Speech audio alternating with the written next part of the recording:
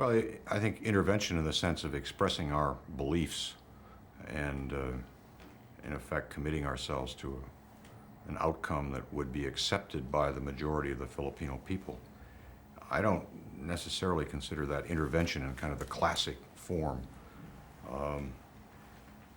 I think, obviously, the Philippines was different. First of all, there was the long-standing historical relationship. Rightly or wrongly, Americans believed, still believe in some ways, that what happens in the Philippines matters to them, not just in terms of the bases or trade, but matters to them in terms of our own kind of national image of ourselves. We were in that country. We tried to create democratic institutions.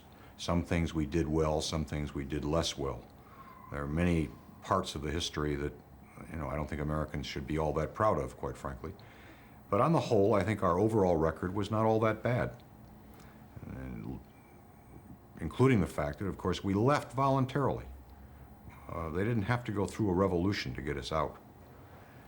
But that created a whole complex of attitudes out there, a duality on the part of Filipinos who, on the one hand, were suspicious that the United States was somehow going to act only in its own interest.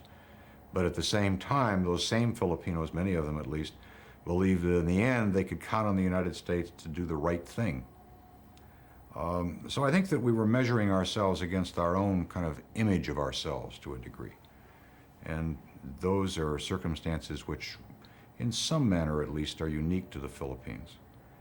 But I think that in the end, I would argue that what we did in the Philippines, we did in our own enlightened national self-interest.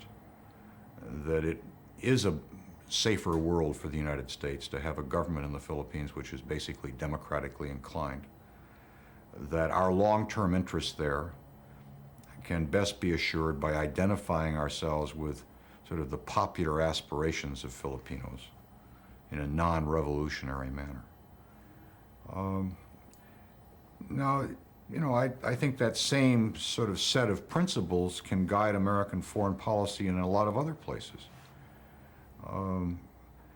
Provided, of course, that you can stitch together that same consensus in this country that we had in the Philippines as to what we were doing, what the threats to our interests were, and what sort of outcome we wanted to see evolve.